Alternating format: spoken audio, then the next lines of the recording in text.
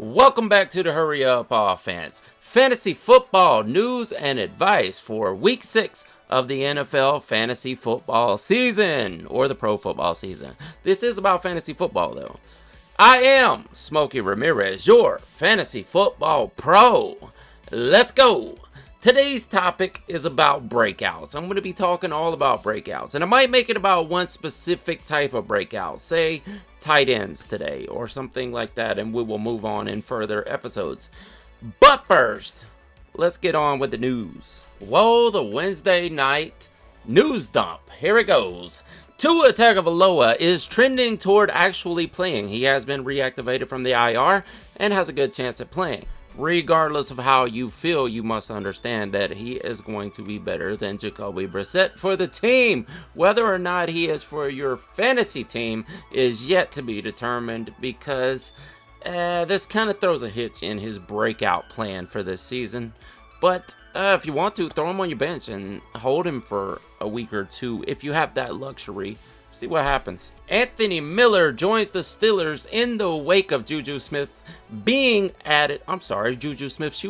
being added to the IR and out for the rest of the season. Now, this could have fantasy implications because he could be a part of this offense. Big Ben likes to use 3 receivers, as we've seen. Apparently no tight ends, but 3 receivers for sure.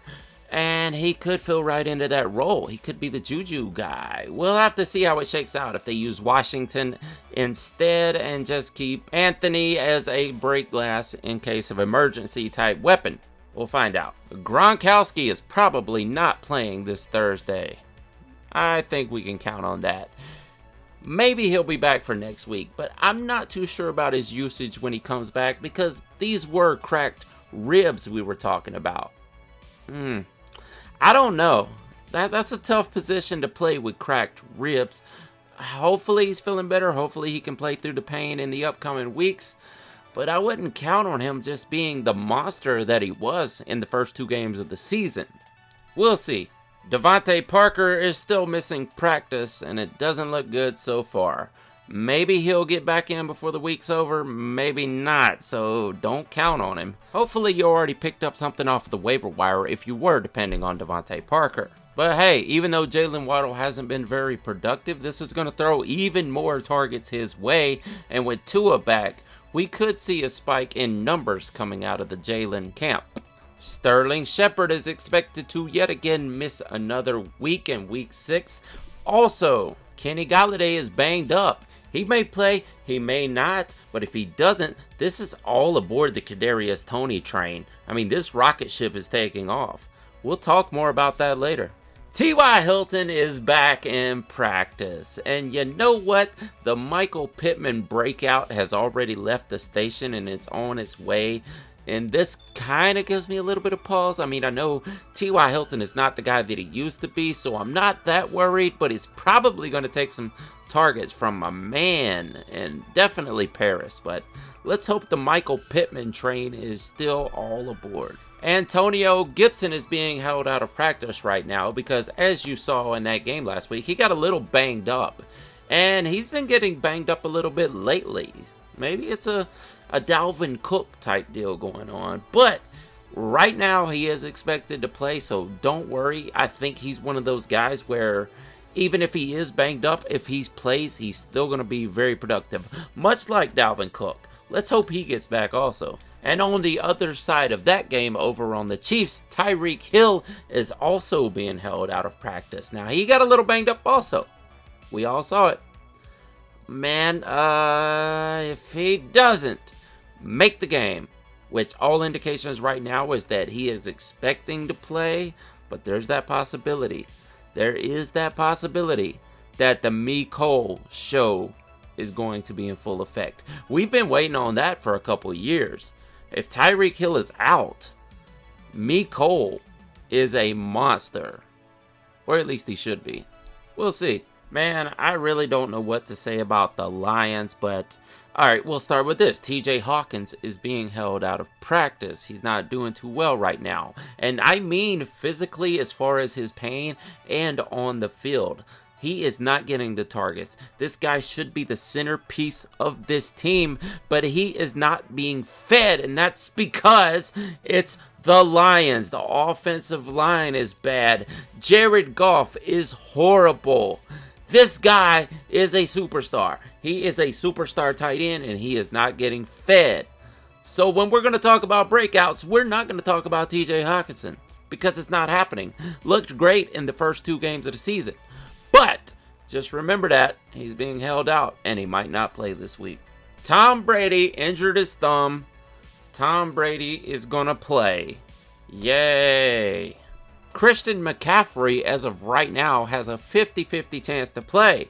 I would actually say it's less than 50-50 because I don't think they're going to bring him back until maybe the season is on the line or they know that he's 100% healthy. There's no reason to ruin it while you still have a winning record. But if things get any worse, you may see him brought back early.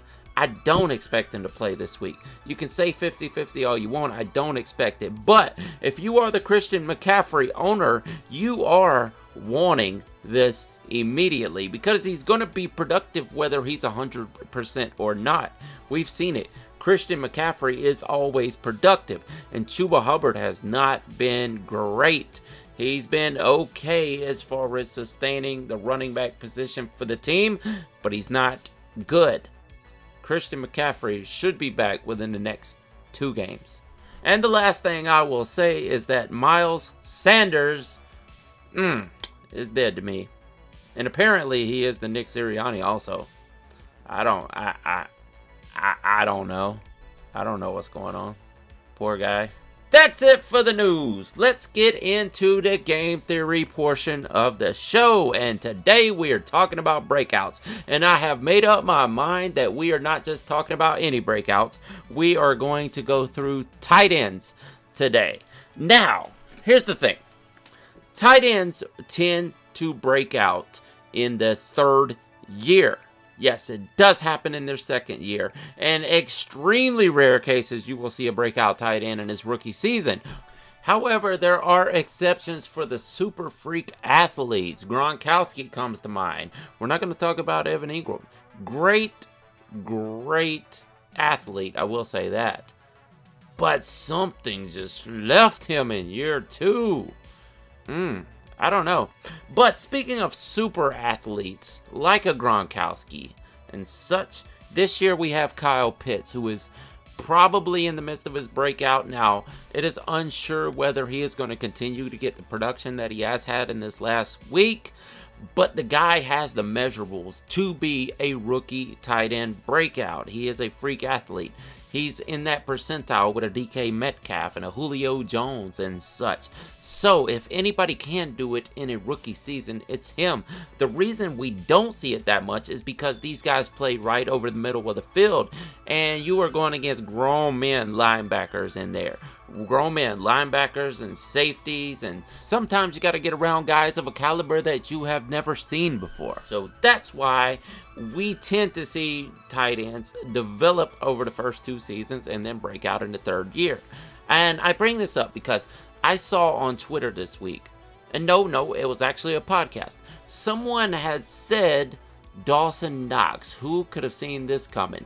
We did not expect him to do this, and now out of nowhere, it happens. Dawson Knox is in the midst of a 3rd year breakout, and it did not come out of nowhere. This is par for the course. I think we got spoiled with guys like George Kittle, who breaks out in their 2nd season, who is also a phenomenal freak athlete. But if we go back, there's guys like Zach Ertz and Travis Kelce who have broke out in their 3rd season. It is par for the course, and it is average to see a tight end break out in year number 3. This is normal. So if you're in a dynasty league, you kind of want to hold on these guys for at least 3, sometimes in very rare cases 4. I've seen it happen. I've seen breakouts happen in season 4. They're not all going to be a Gronkowski or a George Kittle or a Mark Andrews or a Kyle Pitts. It just doesn't happen. For your typical tight end, if they are going to be productive in the passing game, it tends to happen in year 3. Now, next week we'll talk about some wide receiver breakouts. But for now, that is it. please subscribe to the Beyond Football channel.